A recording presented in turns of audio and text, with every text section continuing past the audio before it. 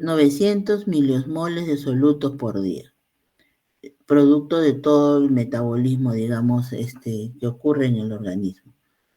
Entonces, estos 900 miliosmoles de solutos en un día se pueden eliminar en una orina, en un volumen de orina de 18 litros teóricamente, cuando el riñón actúa a su máxima dilución.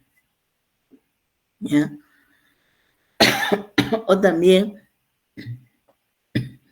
se pueden eliminar en 0.75 litros cuando el riñón actúa a su máxima concentración, ¿no?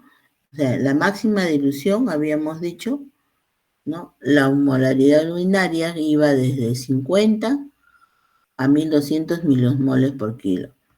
Entonces, estos 900, ¿no? Cuando se eliminan en máxima dilución, ¿no? Puede, teóricamente, el volumen de la orina, 18 litros. Y en su máxima concentración, 900 en 3200, entonces el volumen de estos solutos se pueden eliminar en 0.75 litros. Ahora, pero la antiurética no solamente se estimula su secreción por la osmolaridad plasmática, que es lo que hemos visto hasta ese momento, sino que también se puede estimular por un mecanismo no osmótico, como la disminución del volumen circulante efectivo, náusea, estrés, dolor, temperatura, fármacos. Entonces, estos, digamos, factores que influyen en la secreción de vasopresina se llama, ¿no? Produce lo que se llama la secreción inadecuada de hormona antidiurética, que eso es lo que vamos a ver también, ¿no? En un ejemplo. Esto les he traído simplemente para recordarles que es tan importante que nosotros podamos regular, ¿no? Tener a la mano el dato de cómo está, ¿no? La composición del cuerpo en el agua, ¿no? Del agua, de tal manera que nosotros podamos calcularla, ¿no? Tratar de cuantificarla, ¿no? Entonces, si recordamos que un hombre puede pesar, por ejemplo, 70 kilos, ¿no? Y decimos que el volumen extracelular es el 20%, el 5% es plasma y el 15% está en el intersticio. Para una persona que pesa 70 kilos, entonces tendremos 3,5 litros en el plasma o 3.500 mililitros de agua en el plasma, 10.500 en el líquido intersticial y en el volumen intracelular 28.000 mililitros, o sea, 28 litros, lo cual hace un aproximado de 42 litros, que vendría a ser el agua corporal total, 60% en un varón, ¿no? 60% del peso, ¿no? Para una persona de 70 kilos equivale a 42 litros, que se encuentran distribuidos 3 litros y medio en el plasma, 10 litros y medio en el líquido intersticial y 28 litros en el intracelular. Ahora, el balance hídrico es una herramienta que nos permite calcular los ingresos menos los egresos. Entonces, esto idealmente debería ser cero. Y esta herramienta la indicamos en los pacientes que tienen alteraciones renales, cardiovasculares, neurológicas, infecciones, pérdidas gastrointestinales, en los pacientes quirúrgicos Es decir, que realmente es en casi la mayoría de nuestros pacientes hospitalizados, debemos, ¿no?, aplicar el balance hídrico. ¿Por qué? Porque el balance hídrico, bien realizado, pero bien hecho, o sea, calculado de una manera confiable, nos permite tener una idea de los ingresos, o sea, mi paciente está realmente tomando, comiendo, ¿no? Ahí vemos, porque el balance nos va a decir alimentos, ¿no? Cuánto ingirió, bebidas, cuánto ingirió. También dentro de los ingresos está el agua metabólica, o sea, el agua que se produce, ¿no?, en el organismo por las reacciones metabólicas. Y a su vez también podemos ver cómo está miccionando, cómo están las pérdidas por la piel, por el pulmón, por las deposiciones, etc. Entonces, este es un ejemplo de un balance que podría llamarse, digamos que común, ¿no? Es un ejemplo de una persona que está en equilibrio, por otra parte está sana, no hay mayor pérdida importante, ¿no? Anormal, mejor dicho. Y la ingesta que se pone acá es una ingesta promedio, ¿no? Entonces, en los ingresos hay que tener en cuenta el agua exógena, que está por bebidas y alimentos, y el agua endógena, que se produce por la contracción, la destrucción celular, la oxidación de los lípidos, de las proteínas, los hidratos de carbono. Entonces, el agua endógena, ¿no?, es una ganancia de agua internamente, ¿no?, como ya habíamos dicho, y nosotros la podemos calcular 0.2 por kilo de peso corporal por día, que más o menos equivale a unos 350 mililitros por día de producción de agua endógena. Varía, varía. Los egresos tenemos las pérdidas insensibles, la orina, las heces y las pérdidas anormales. ¿Por qué decimos pérdidas insensibles? Son las pérdidas que se producen por la piel, ¿no? Y también por la respiración, o sea, por los pulmones. Estas son pérdidas obligatorias. Aunque la persona esté deshidratada, no las pueden ahorrar. Siempre todos vamos a estar perdiendo agua al momento de respirar, ¿no? O por la piel. Entonces, siempre tenemos que recordarlas que cuando queremos reponer, ¿no?, queremos administrar líquidos a un paciente, tenemos que sí o sí considerar sus pérdidas insensibles. Para calcularlas es 0.5 mililitros por kilo por hora. Entonces, esto es una forma de calcular las pérdidas. Ahora, estas pérdidas pueden aumentar, ¿no?, de acuerdo a la superficie corporal, ¿no? Obviamente, a mayor superficie corporal habrá mayor pérdidas. En los obesos pues, se pueden perder hasta 2.9 litros por día por sudor.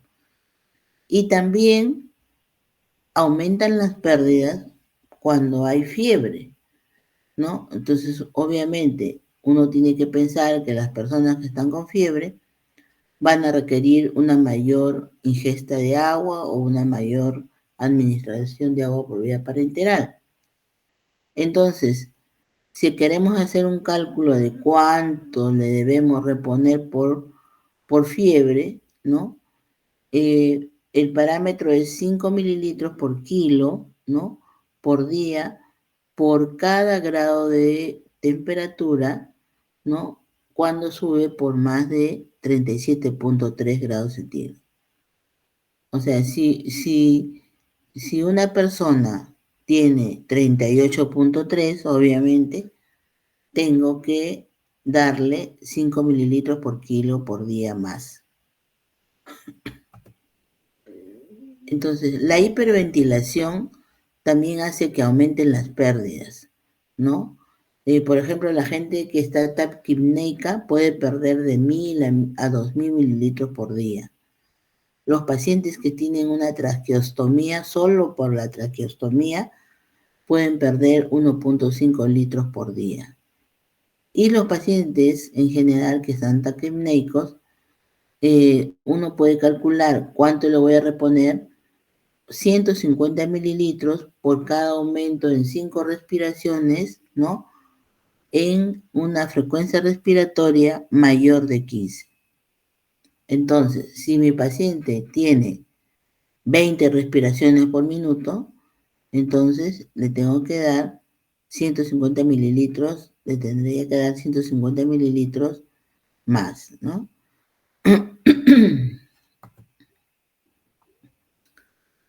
La temperatura ambiente también es algo que debemos tenerlo en cuenta, ¿no?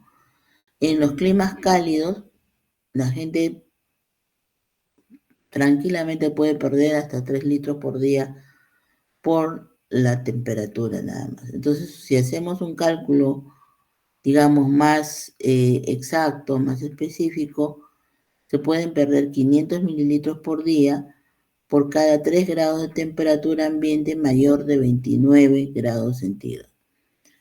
Entonces, estos son algunos parámetros que uno puede tomar en cuenta cuando se trata de calcular qué aporte le tengo que dar a mi paciente, ¿no? Porque la idea es darle una cantidad suficiente como para evitar que se deshidrate o que se sobrehidrate.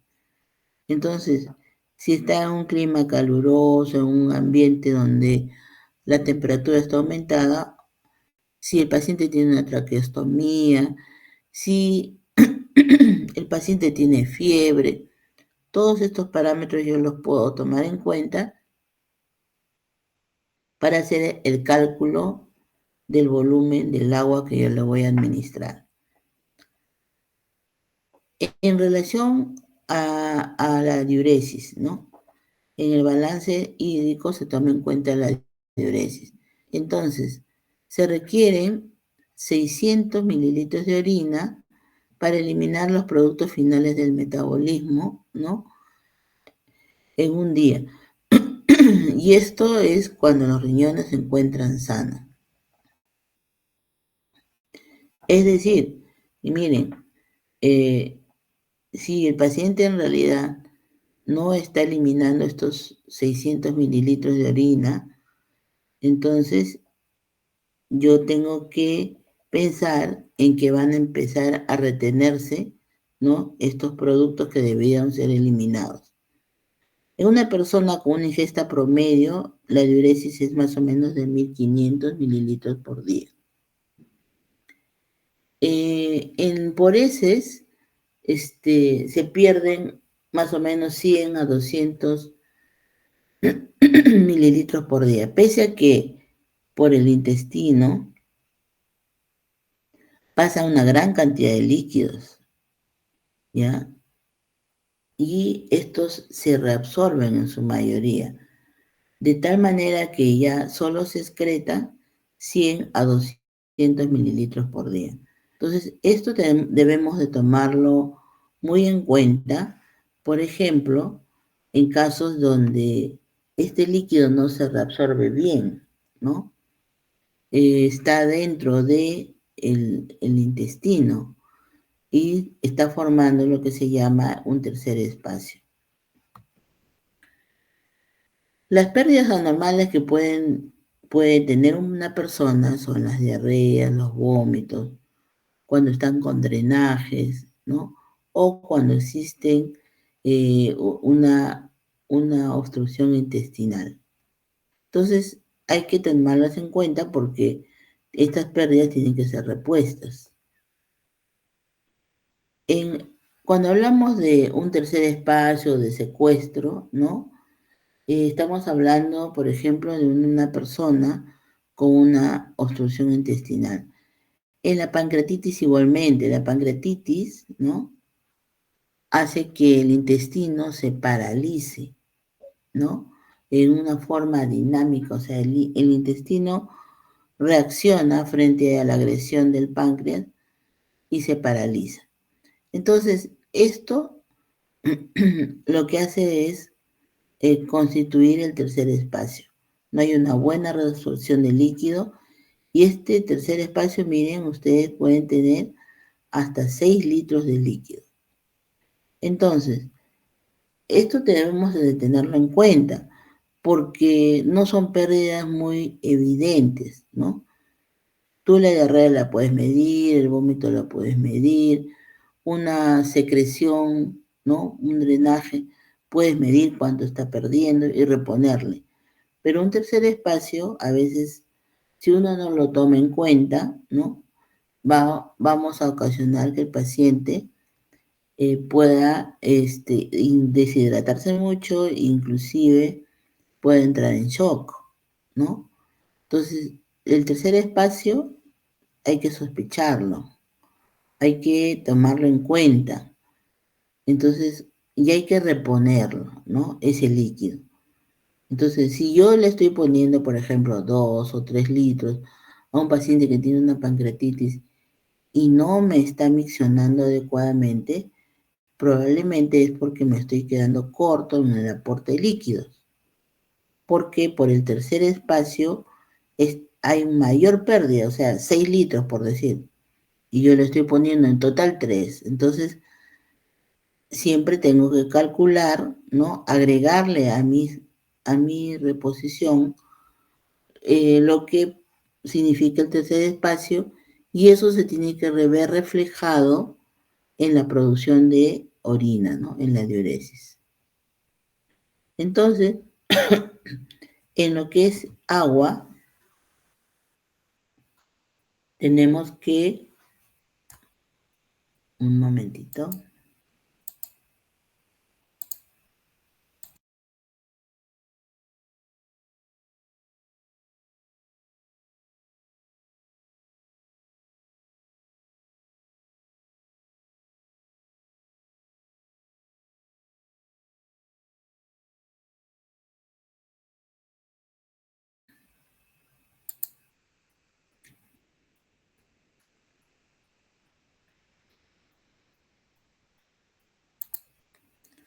debemos tener en cuenta todos estos parámetros porque un paciente puede estar deshidratado, puede estar normohidratado o puede estar sobrehidratado.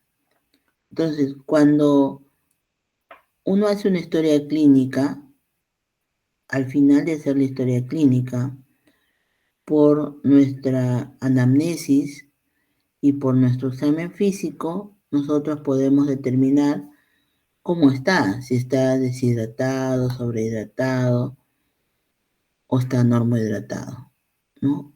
Entonces, eh, cuando hablamos de deshidratación, ¿no? Cuando hablamos de deshidratación, hay algunos, bueno, hay una historia de pérdidas generalmente, ¿no? Pero además hay algunos signos que se evalúan, ¿no? Y que pueden dar un sustento al diagnóstico de deshidratación. Que en los adultos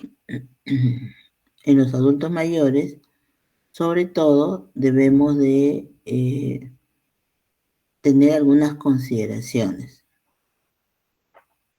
Por ejemplo, en relación a la piel. Normalmente la piel de un joven, por ejemplo, es una piel turgente. Si está deshidratado y uno le explora el signo del pliegue, o sea, a nivel del antebrazo o la cara anterior del esternón, ¿no? En el muslo, uno hace el signo del pliegue, va a ver que este retorna rápidamente. En cambio, Cuando hay deshidratación, esto demora, ¿no? Y se conoce como signo de pliegue positivo. En un adulto mayor, la turgencia de la piel está disminuida. Por lo tanto, muchas veces el signo de pliegue ya no nos ayuda mucho. Se prefiere verlo a nivel del esternón. El otro signo que se utiliza, ¿no? Es, por ejemplo, los globos oculares, la tonicidad de los globos oculares. Entonces ahí vemos, por ejemplo, que el tono del globo ocular también se encuentra disminuido, los ojos se encuentran un poco hundidos, ¿no? La mucosa oral seca, ¿no? Y esto también hay que tener presente que si el paciente está hiperventilando, puede tener la mucosa oral seca y no deberse a una deshidratación, sino a una hiperventilación. Entonces, por eso les decía que existen signos, pero que a veces son inespecíficos y que uno tiene que evaluar bien en qué contexto estamos encontrando estos hallazgos. En un paciente que se deshidrata de tal manera que su estado de volumen disminuye, ¿no? El volumen plasmático disminuye, digamos así. Entonces la repercusión va a ser en la presión arterial, ¿no? Va a disminuir la presión arterial, va a estar en la taquicardia, va a aumentar la frecuencia cardíaca, ¿no? Aumenta el gasto cardíaco para suplir ese déficit, ¿no? Entonces, eso es lo que tenemos que evaluar, digamos así, y tratar de encontrar en el examen clínico ante un estado de deshidratación. Ahora, además, los pacientes que, en los cuales estamos evaluando el estado de hidratación, tenemos que pensar, ¿y cómo será el estado de sobrehidratación, no? Entonces, es fácil si pensamos en los edemas. Generalmente una persona que tiene edemas, ¿no? Generalmente ya es una persona que está sobrehidratada. Una persona normohidratada, obviamente, va a tener, en primer lugar, sus funciones normales, sus Doctora, disculpe que le funciones. interrumpa, pero su pantalla se congeló. Ahí avanza, avanza. Sí, doctora, ahora sí. Está en balance de sodio. Sí, sí, solamente estoy hablando, estoy explicándoles. Ah, es que yo no veía la diapositiva. No, no veía No, negro. no, no, no tengo una diapositiva para ello, les estoy hablando sobre la clínica de la deshidratación, ¿ya? Así que tienen que tomar nota, Está bien, doctora, gracias. ¿ya? Entonces, les decía que cuando uno termina de hacer la historia clínica, uno puede determinar el estado de hidratación de una persona. Si esta persona en funciones biológicas o en la parte de relato les ha referido sed, ¿no? La sed de por sí ya es una indicación de que el paciente está deshidratado. Entonces, una persona que por decir, por A motivos, tiene fiebre y cuando uno llega a funciones biológicas y le pregunta cómo está la sed y le dice que tiene sed, entonces es un paciente que ya está deshidratado. Puede ser que su presión esté normal, puede ser que su frecuencia cardíaca esté normal, ¿no? Que no tenga nada en el examen físico que me pueda decir que tiene una deshidratación, pero ya el solo hecho que tenga sed ya le da la categoría de deshidratado leve. Y si nos vamos al otro extremo, ¿no? Tenemos un paciente que está hipotenso, en shock, taquicárdico, ¿no? Un paciente con una voz apagada, los tonos cardíacos casi inaudibles, ¿no? Que los pulpejos de los dedos están arrugados, como en las personas que lavan ropa y se mojan por mucho rato, y eso se conoce como signo de lavandera. Entonces, esa es una deshidratación severa ya. Entonces, tenemos signos de deshidratación severa y signos donde casi no hay, solamente el hecho de la sed. Y entre estos dos, podemos tener ya también, aparte de la historia de pérdidas, la sed, ya podemos encontrar lo que habíamos señalado en relación a los globos oculares hundidos, la piel poco turgente, etcétera, etcétera. Y también podemos evaluar la hipotensión ortostática, el ortostatismo. Y esto se ve en un deshidratado moderado. ¿El ortostatismo qué quiere decir?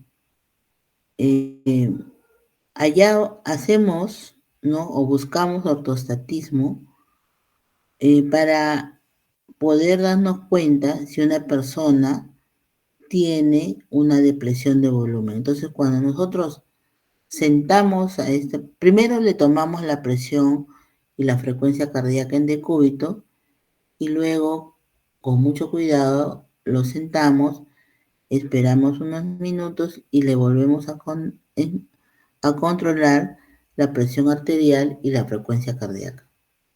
Entonces, existe una diferencia, una caída en la presión sistólica cuando esta caída es más de 10 milímetros de mercurio y existe un aumento de la frecuencia cardíaca en más de 20 latidos por minuto, decimos tiene un ortostatismo positivo.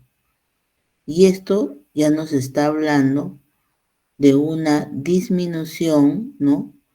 De su volumen intravascular por lo menos de un 10%. Entonces, eso ya nos está indicando que este paciente sí tiene una deshidratación y esta es una deshidratación moderada. Entonces, ven ustedes que tenemos algunos recursos clínicos que podemos aplicar para poder determinar si nuestro paciente está deshidratado, normohidratado o sobrehidratado.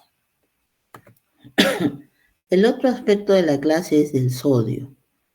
Y en el sodio, nosotros cuando vemos a los pacientes, indicamos la dieta y le decimos una dieta normosódica, hiposódica, ¿no? Pero realmente tenemos que conocer cuando hablamos de una dieta normosódica o hiposódica.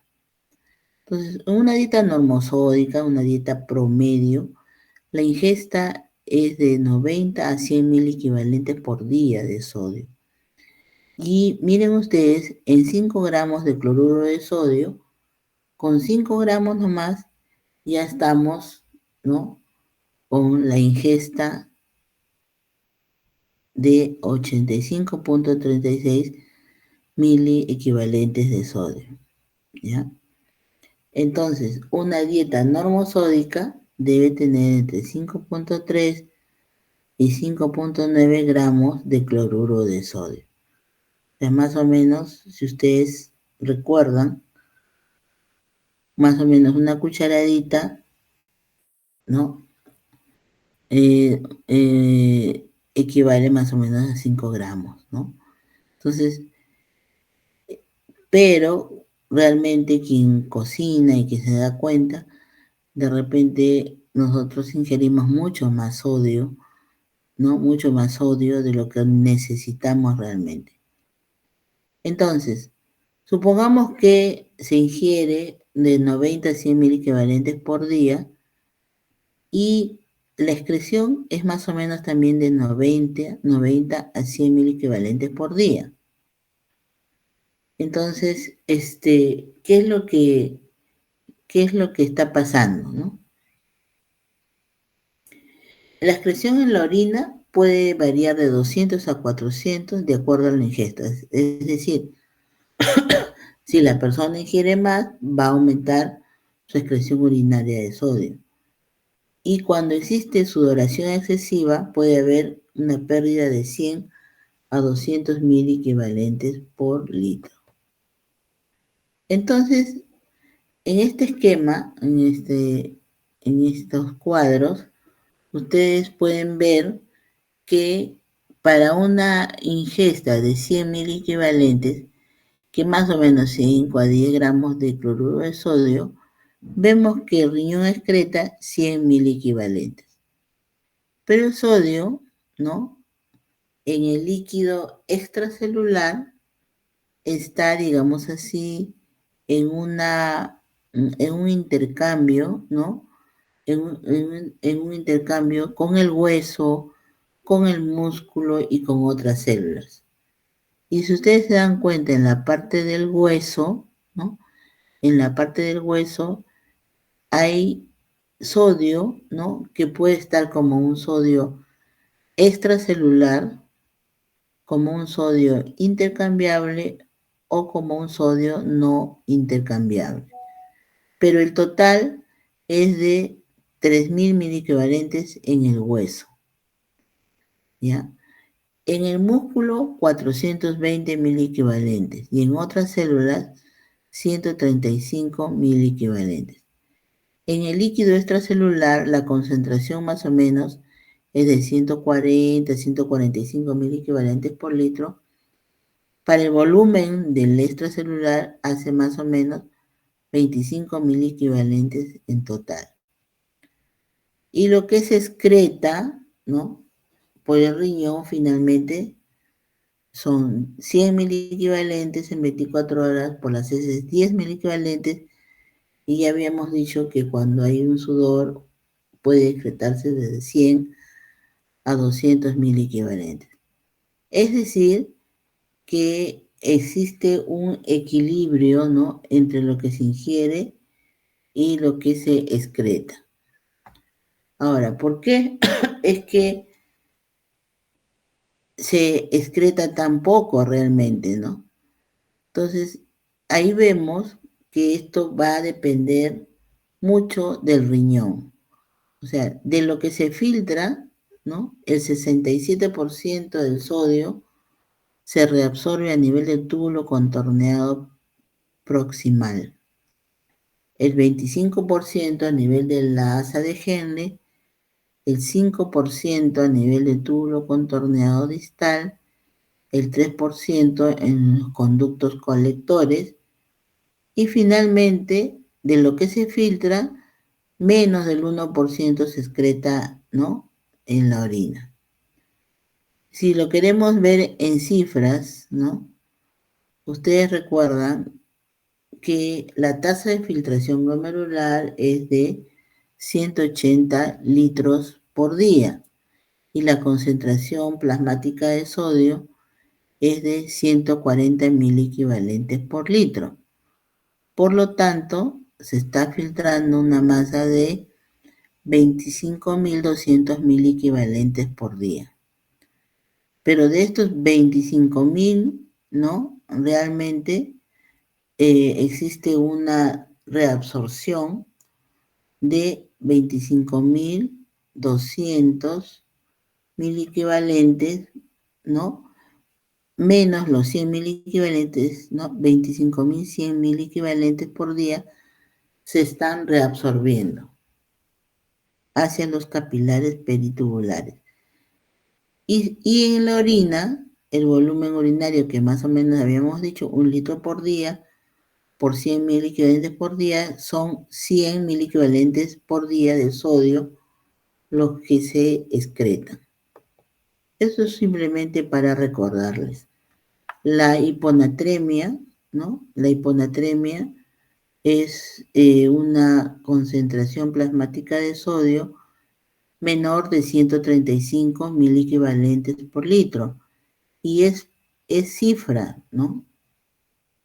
No podemos hablar de hiponatremia si realmente no hemos medido el sodio sérico. Entonces, generalmente lo que está pasando es que la capacidad de excreción de la orina a nivel, la capacidad de excreción de agua a nivel renal está comprometida. Entonces, la verdadera hiponatremia es la hiponatremia hipotónica. Entonces, cuando uno habla de alteración del sodio, ¿no? Entonces, tenemos que ver cómo está el volumen del líquido extracelular, si está disminuido o si está aumentado, ¿no? Si el volumen está disminuido, ¿no? O sea, hay una hiponatremia con un volumen disminuido del líquido extracelular, entonces la pérdida puede ser una pérdida de sodio por el riñón o puede ser por otra causa fuera del riñón. Entonces, por el riñón, en los pacientes que usan diuréticos, en el caso de la diuresis osmótica, ¿no?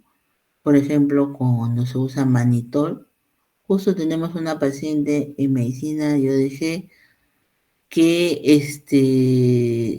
se estaba usando manitol porque era una paciente que tenía un tumor cerebral, ¿no?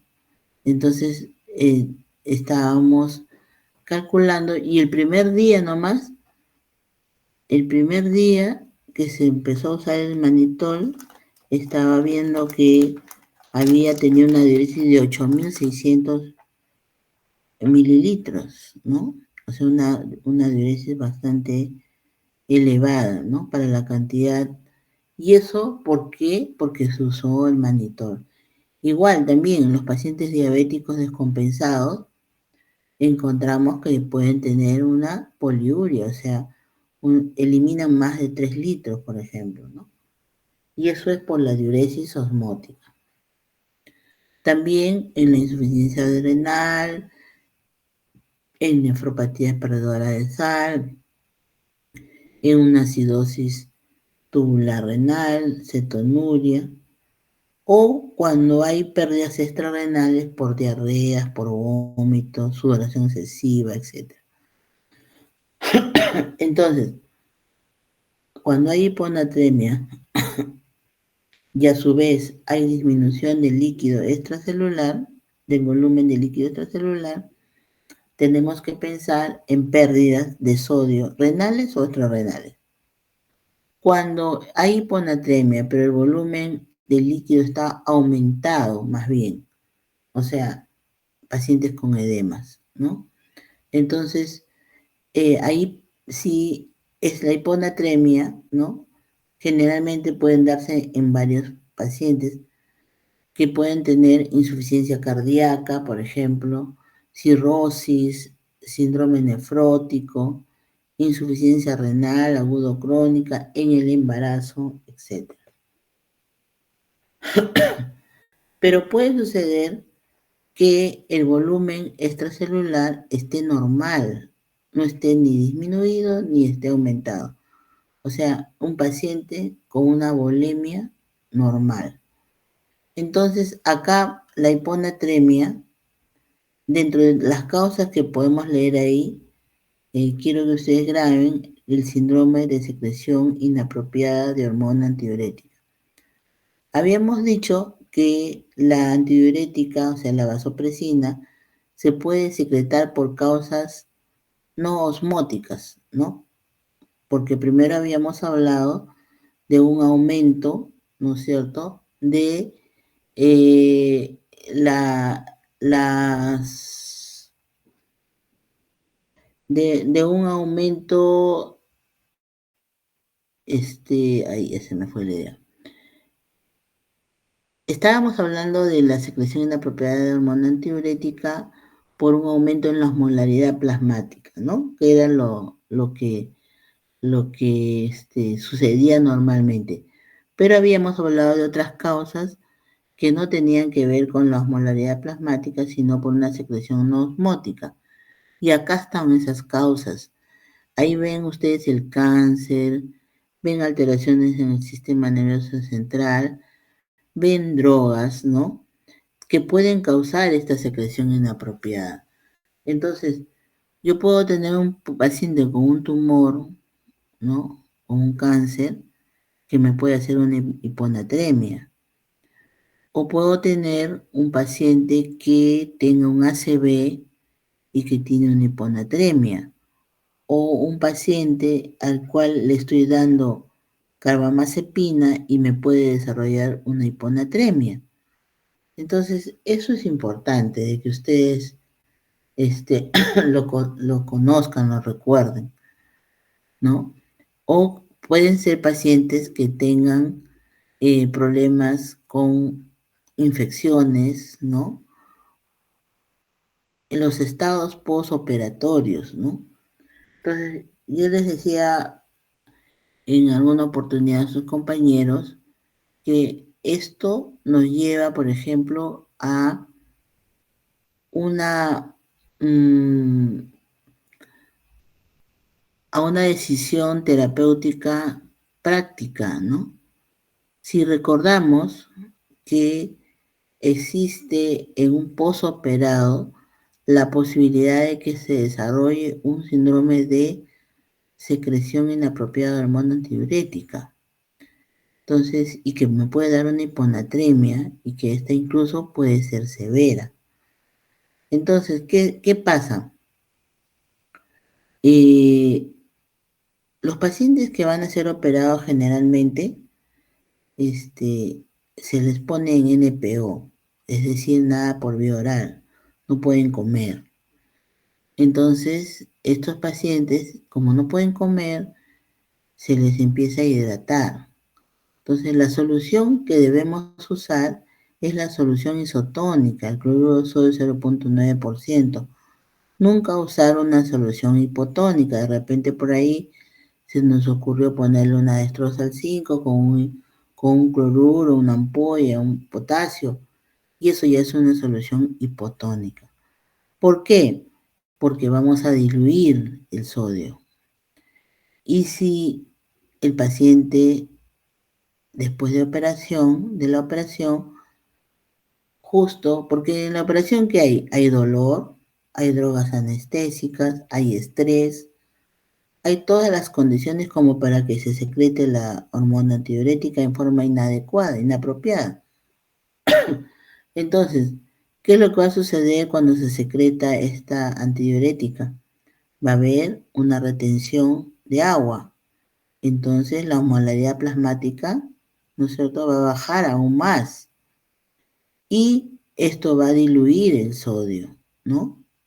Aumenta el agua, ¿no?, en el plasma y hace que el sodio disminuya, la concentración del sodio baje, incluso a niveles importantes, a niveles severos, que pueden ocasionar trastornos del sensorio, que pueden ocasionar incluso convulsiones, que pueden ocasionar incluso la muerte. Entonces, a veces han sucedido casos en los cuales un paciente posoperado ha empezado a convulsionar y las personas han pensado, bueno, los médicos han pensado que es un paciente que tiene una epilepsia, que tiene de repente un ACV, ¿no? Pero en realidad no es eso, sino que simplemente le bajó mucho el sodio porque tuvo una secreción inapropiada, estaba ya con sodio bajo porque lo veníamos hidratando con una solución hipotónica. Entonces, la moraleja de todo esto y la base de todo esto es Lo que ustedes tienen que recordar de todo esto que estamos hablando es que si voy a poner en NPO a un paciente que lo voy a operar y lo voy a hidratar, lo hago con una solución isotónica, nunca con una solución hipotónica.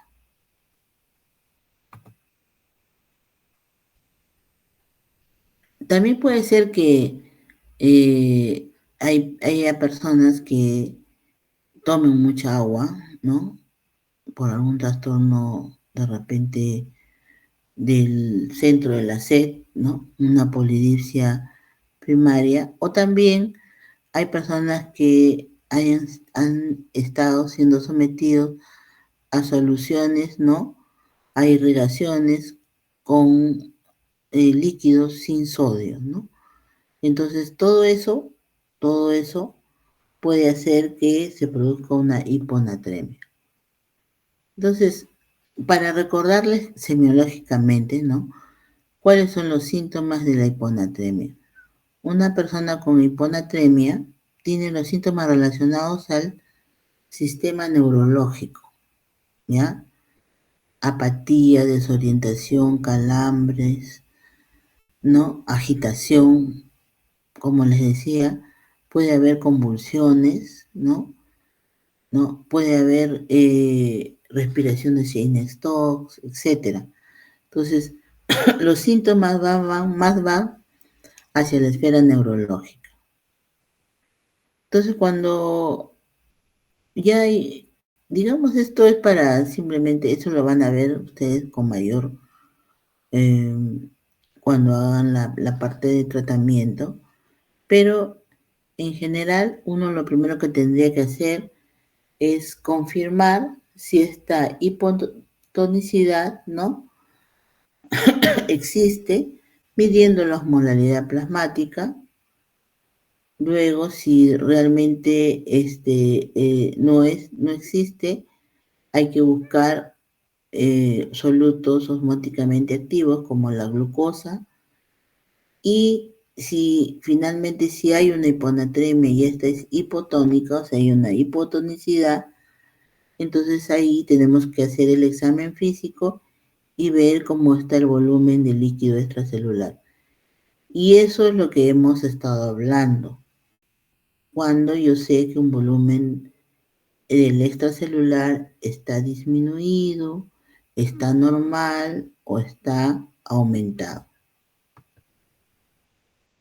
Acá nuevamente les pongo la fórmula para calcular la osmolaridad plasmática. 2 sodios más glicemia sobre 18 más urea sobre 6. Ya, entonces ya ustedes después van a entender mejor esta parte de la hiponatremia. Lo que quisiéramos ver en general es recordarles, ¿no? Que existen causas de hiponatremia que pueden ser porque ha habido pérdidas, ¿no? Como cuando hay pérdidas extrarrenales, cuando hay pérdidas renales, porque hay una dilución, como cuando hay edemas, ¿no?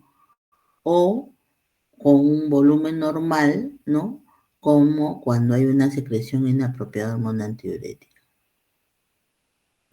Y la otra parte es la hipernatremia, que es cuando el sodio es mayor de 150 y que existe una pérdida, ¿no? de agua pura, o hay una pérdida de líquidos hipotónicos, o porque existe una administración de sodio elevada.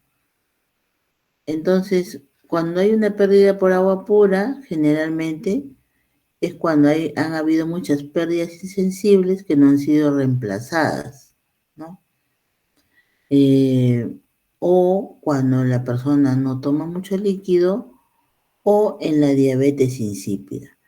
La diabetes insípida es cuando tiene que ver con la vasopresina, pero más bien tiene que ver con que la vasopresina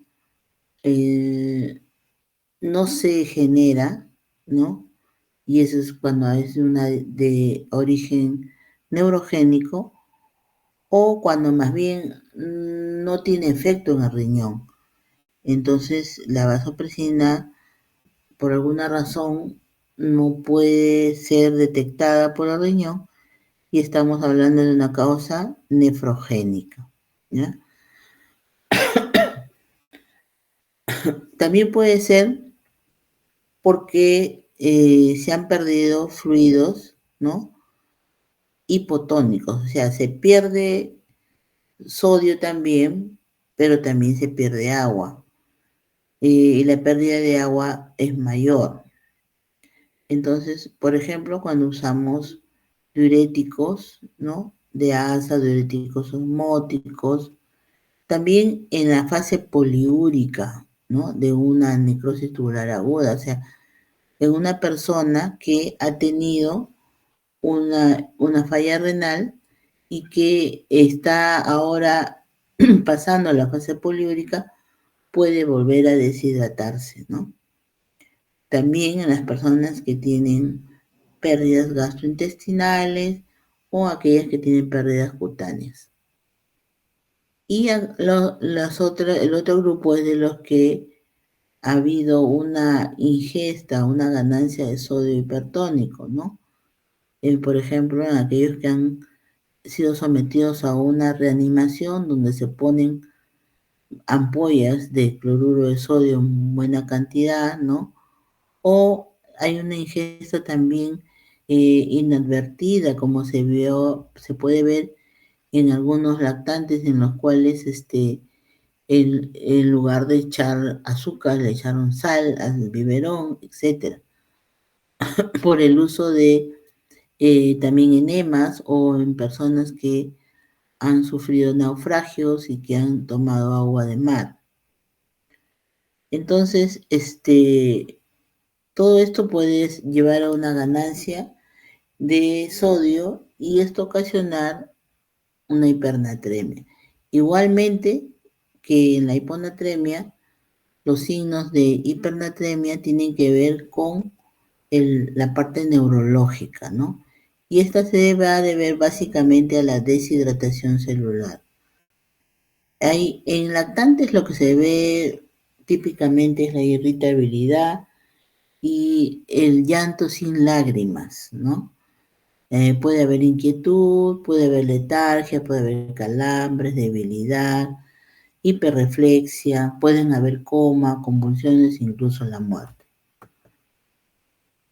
¿no? Entonces, igual la hipernatremia tenemos que ver cómo está el sodio corporal total, si hay hipovolemia, si hay euvolemia o si hay un líquido extracelular incrementado.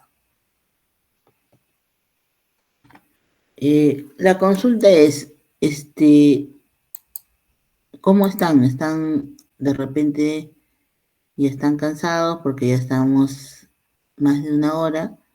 ¿Continuamos o lo dejamos para mañana, para terminar esta clase? Porque en realidad falta el potasio, falta la parte de ácido base.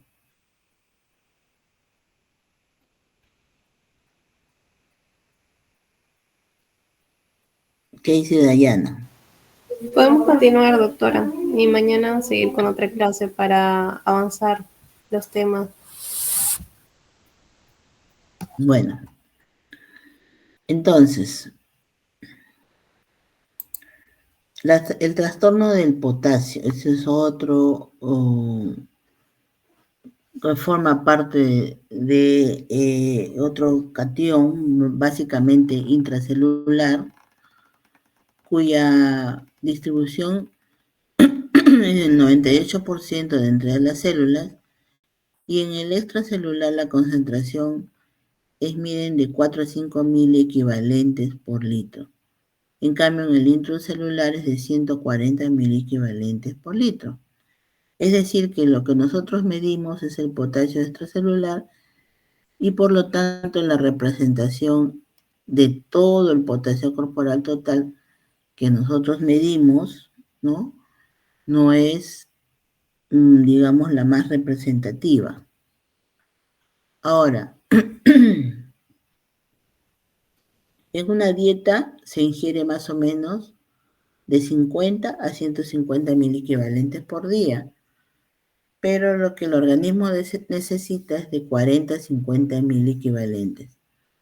Entonces, este potasio ingerido se elimina básicamente por el riñón al 90%, también por las heces y por el sudor.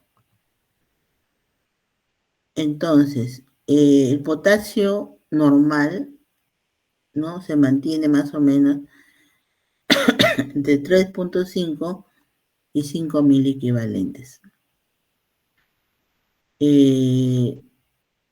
Cuando sale del 1.5 a 2% del potasio celular al extracelular, se puede incrementar hasta 8.000 equivalentes por litro o incluso más. Es decir, que una pequeña, ¿no?, variación en el porcentaje puede llevar la concentración del potasio sérico en un nivel muy, muy alto, ¿no? Lo cual es peligroso para la vida. Entonces, lo que uno recuerda del potasio es que el potasio puede entrar y salir de las células por algunos mecanismos, ¿no? Algunos factores que influyen en este desplazamiento, ¿no?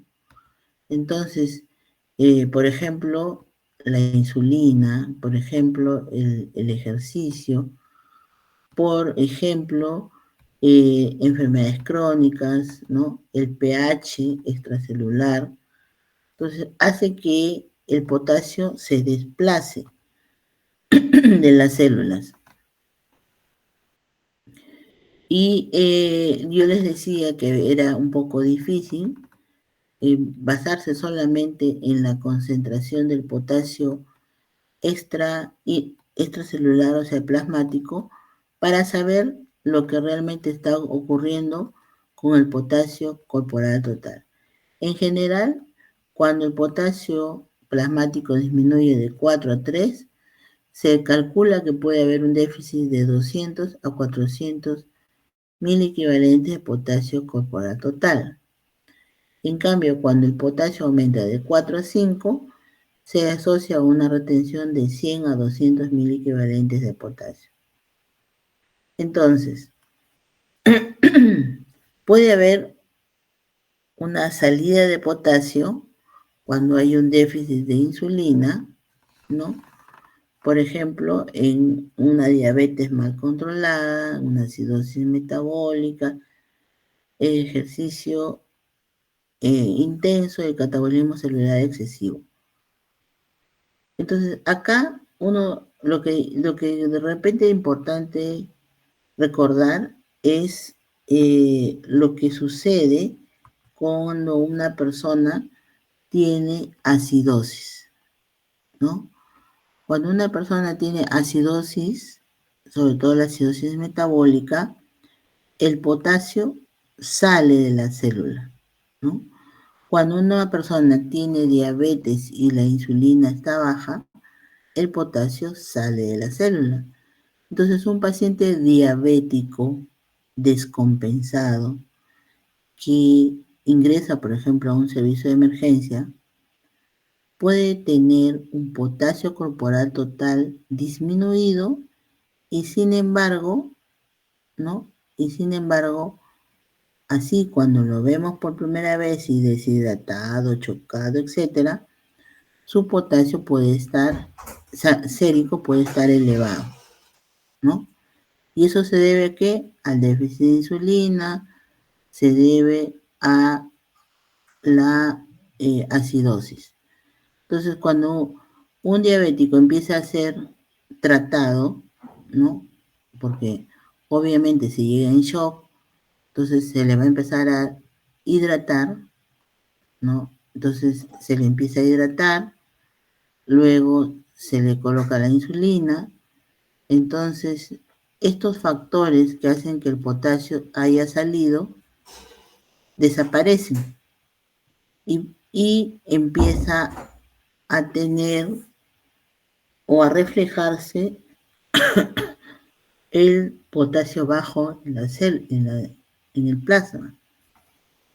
Y eso es lo que realmente tiene el paciente, un déficit de potasio corporal total. Entonces, ¿por qué? Porque el paciente diabético descompensado, ¿no? Tiene una diuresis osmótica y la diuresis osmótica va a jalar potasio. El agua jala potasio. Y en general estos pacientes tienen el potasio corporal total disminuido, ¿no? Entonces, pero cuando están muy descompensados, se vuelven acidóticos, no hay insulina, etcétera. Entonces, eso hace que salga el potasio de la célula y aparentemente hay una hipercalemia, pero con un potasio corporal total depletado. Entonces, lo práctico de esto es, si yo tengo un paciente diabético que está siendo tratado, su volumen está siendo repuesto, le estoy poniendo insulina, y empieza a miccionar, tengo que ponerle potasio, ¿no? Porque si no, lo que voy a conseguir es que este paciente tenga una hipopotasemia que no la estoy corrigiendo y me puede hacer un paro cardíaco. Entonces, cuando el potasio baja, es inferior a 3.5 miliequivalentes por litro, entonces estamos hablando de una hipocalemia, de una hipopotasemia.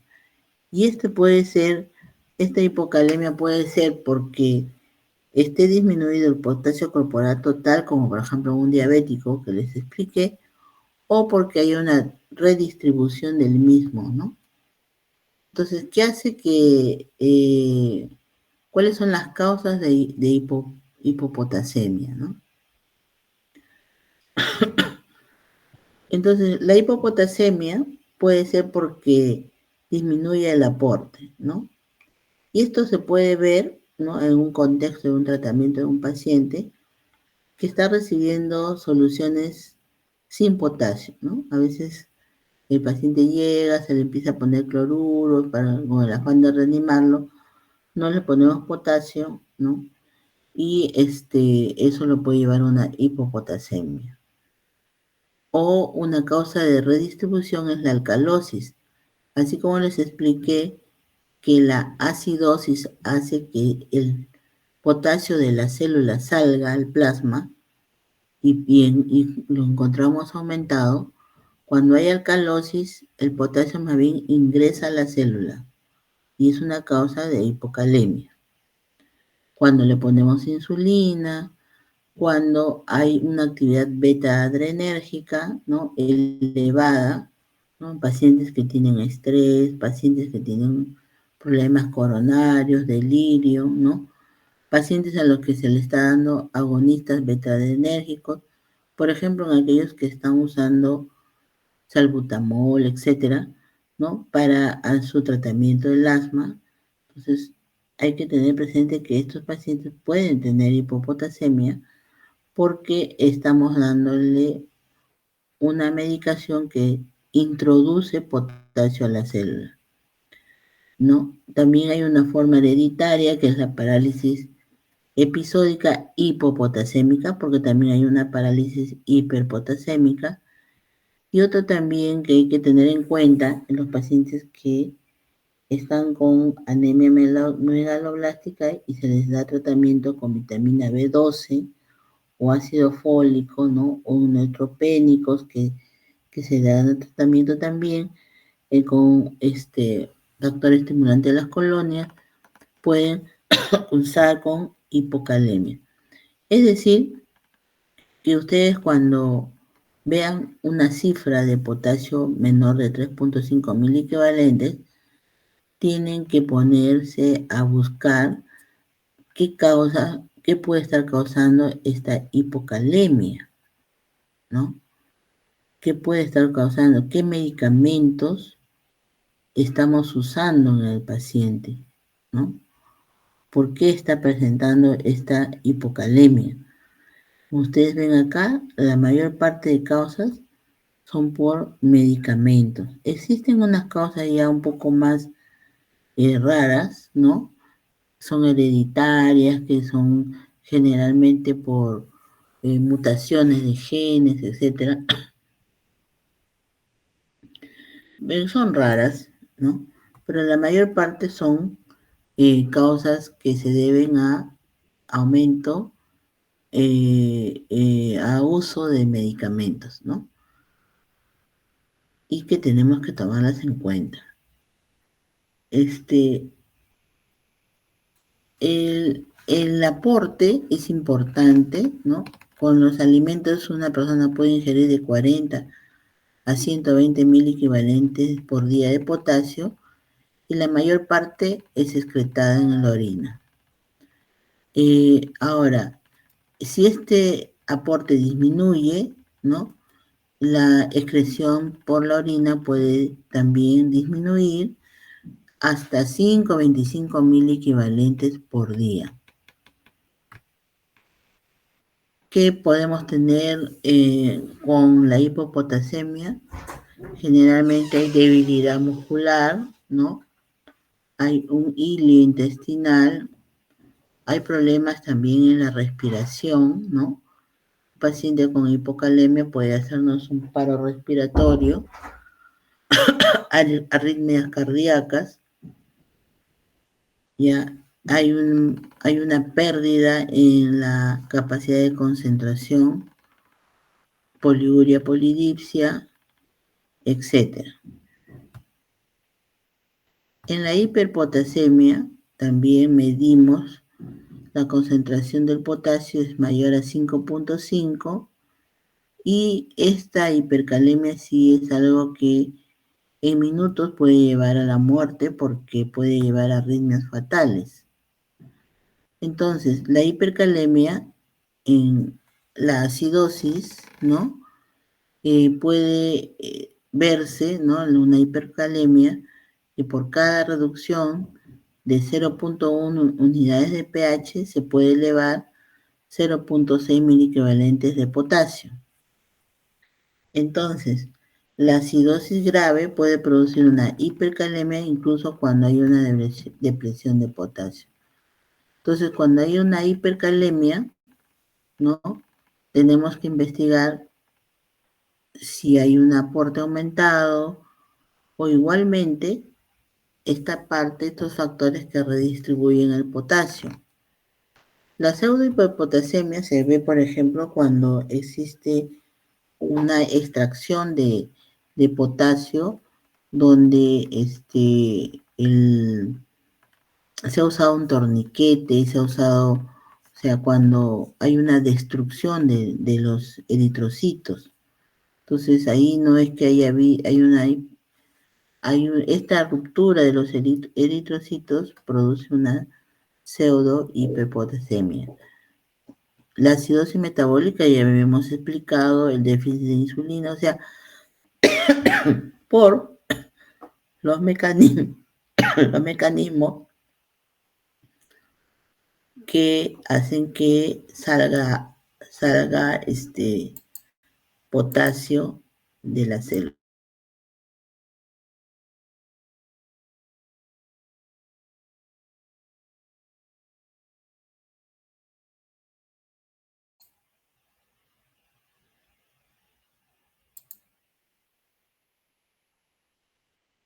O también cuando no se puede excretar por un problema renal, ¿no? Por un hipoaldosteronismo, por un defecto en la secreción de potasio.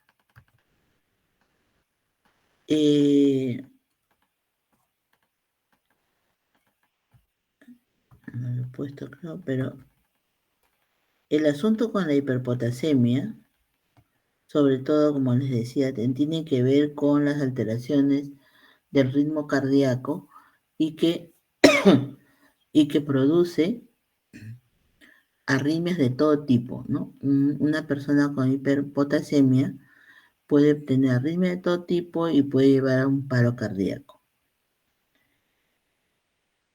Ahora, rápidamente, para terminar, en la alteración de equilibrio ácido-base, en las enfermedades del riñón, ¿Qué es el equilibrio ácido-base, no? El equilibrio ácido-base es el mantenimiento de una concentración de iones hidrógeno en los fluidos corporales. El ion hidrógeno es un protón, ¿no? Es un átomo de hidrógeno desprovisto de su electrón periférico. Y la concentración de los iones hidrógenos determina el grado de acidez, ¿no?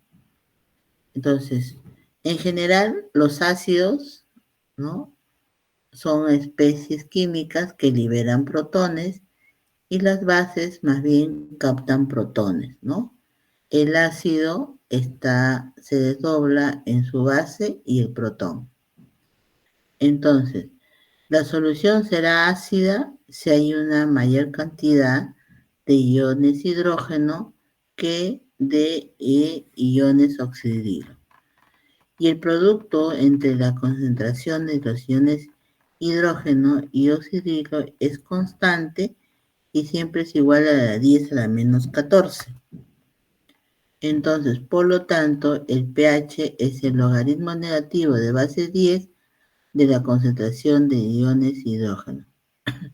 Entonces, el pH es más bajo cuanto más ácida sea la solución. Y el pH va de 0, que es la solución normal de un ácido fuerte, hasta 14, que es la solución normal de una base fuerte.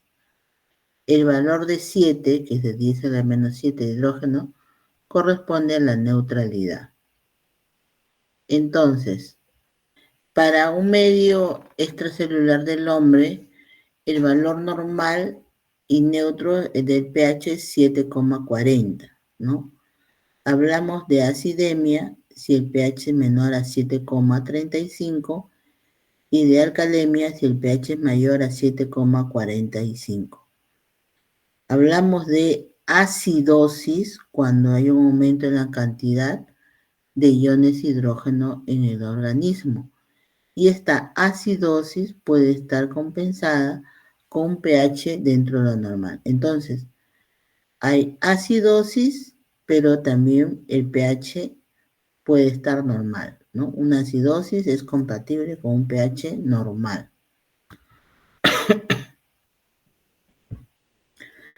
El pH plasmático normal, entonces ya habíamos visto, es 7,40, ¿no?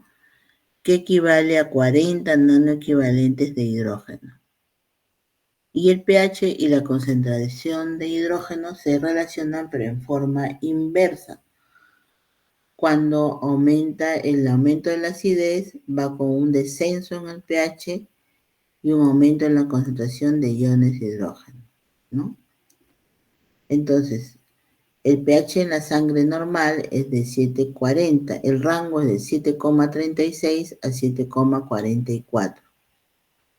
Si el pH es menor de 7,36, el paciente se le conoce como acidémico. Si es mayor de 7,44 es alcalèmico, ¿no? Entonces, esta relación entre el pH y la concentración de hidrógeno se mantiene en forma lineal, pero en un rango de 7,10 a 7,50 de pH. Ahora, estas concentraciones de iones hidrógeno en el medio intracelular va de 100 y 120 nanoequivalentes por litro. Entonces, los iones hidrógeno en el organismo están ligados a los aniones fijos o no volátiles y ligados a los aniones volátiles. Los no volátiles son el sulfato, el fosfato, ¿no? El lactato, y generalmente estos son los que se acumulan y dan los trastornos metabólicos, la alcalosis o la acidosis. En cambio, los aniones volátiles tenemos el ion bicarbonato, ¿no? Que forma el ácido carbónico y este ácido carbónico se descompone en dióxido de carbono y de agua, que se elimina el dióxido de carbono por el pulmón, el agua por el riñón y son responsables de las alteraciones respiratorias. Entonces, dentro del organismo tenemos un sistema tampón, ¿no? Varios sistemas tampones que amortiguan las variaciones del pH, porque habíamos dicho que el pH tiene que estar dentro de un rango normal. Entonces, estos sistemas tampones están constituidos por una base débil y su sal alcalina fuerte, o una base débil y su sal ácido fuerte.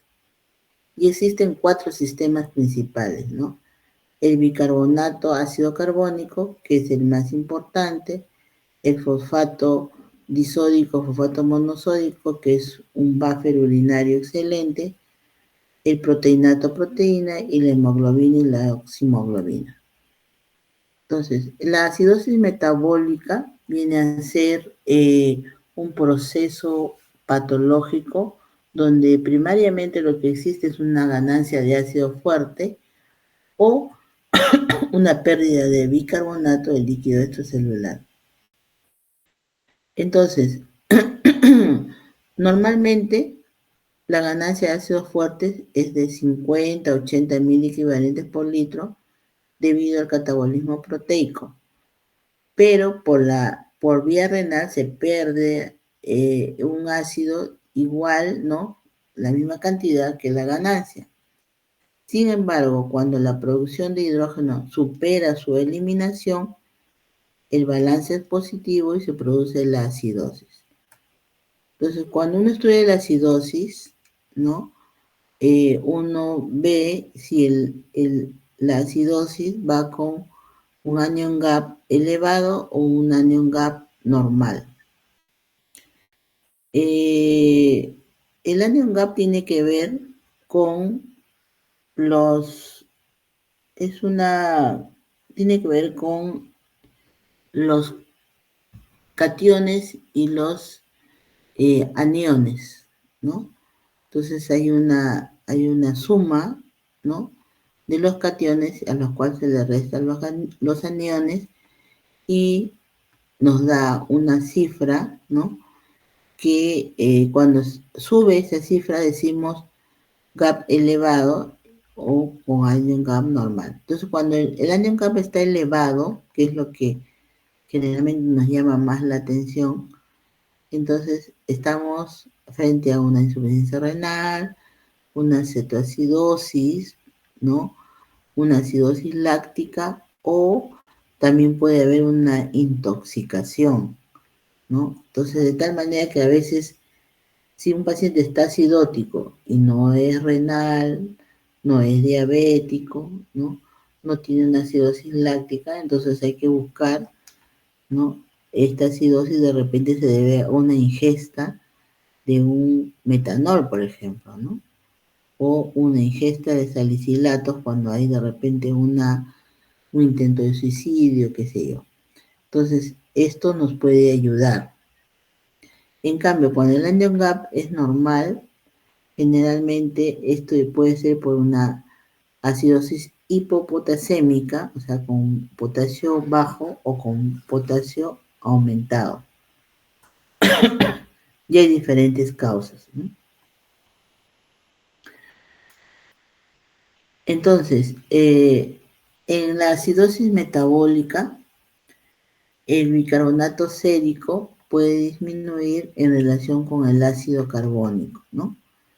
Y la relación normal de bicarbonato con ácido carbónico disminuye y el pH también disminuye.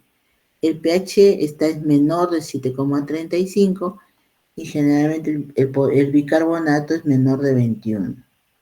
El PCO2 es menor de 35 porque estamos hablando de una acidosis metabólica. El mecanismo de compensación renal en general no actúa inmediatamente, ¿no? Después de la instalación de una alteración ácido-base, ¿no?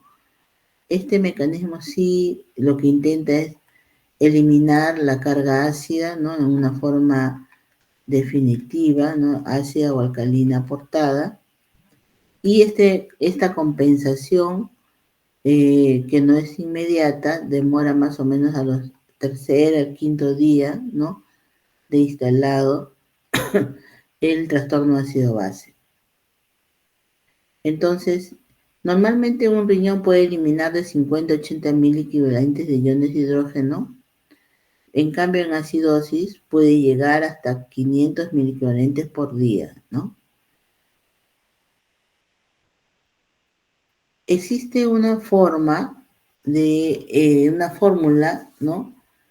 Que nos puede decir si acidosis metabólica es pura o hay una acidosis respiratoria sobreagregada. Y para eso,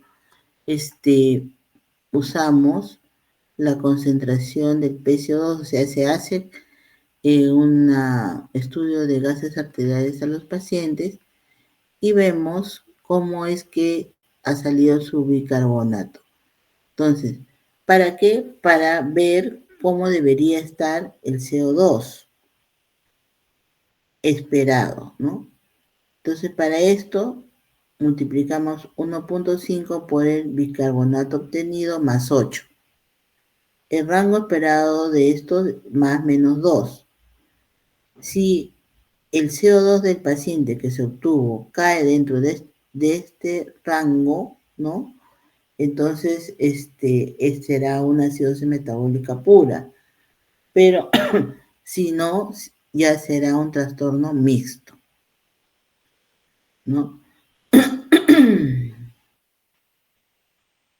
Entonces, el problema de la acidosis metabólica puede dar a nivel del sistema nervioso central, somnolencia, ¿no?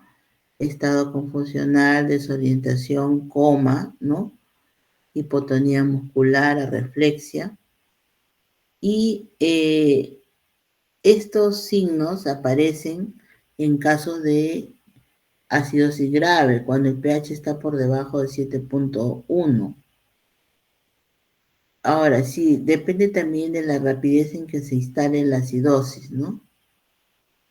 A nivel del aparato cardiovascular, lo que puede dar es un aumento en la frecuencia cardíaca, en el gasto cardíaco, pero siempre que el pH no esté por debajo de 7.25. Cuando pasa o cuando baja de 7.25, más bien el gasto cardíaco disminuye y aparecen arritmias cardíacas.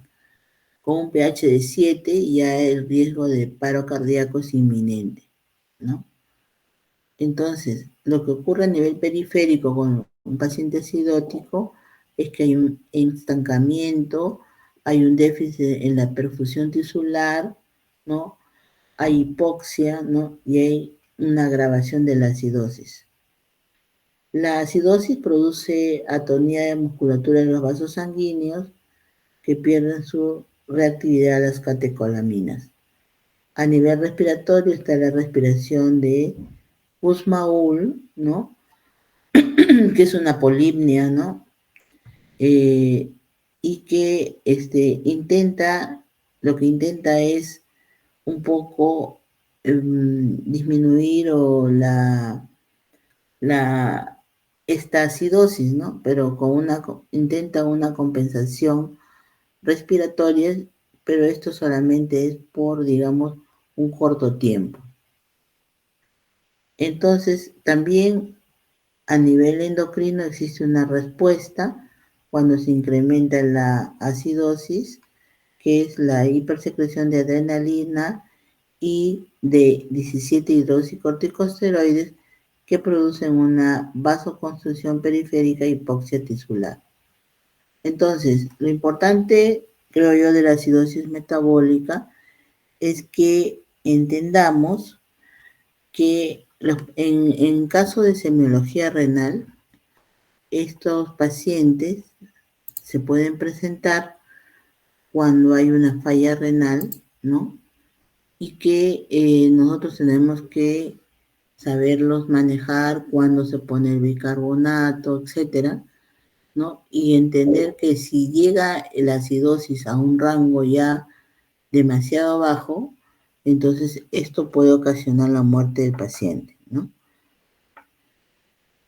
No sé si hay alguna pregunta, yo creo que he tratado de hacerles un pequeño resumen, porque realmente hacer una clase con todo lo que nos piden de alteraciones del agua, del sodio, del potasio y equilibrio ácido-base es todo un capítulo, es bastante tedioso.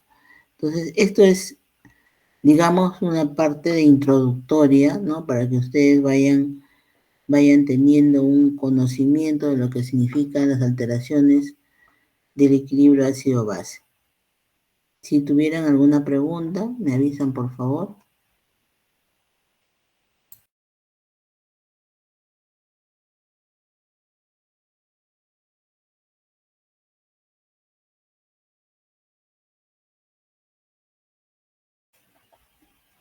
Muy bien, entonces, si no hay preguntas, nos vemos en la siguiente clase. Hasta la siguiente clase, doctora. Gracias. Hasta luego.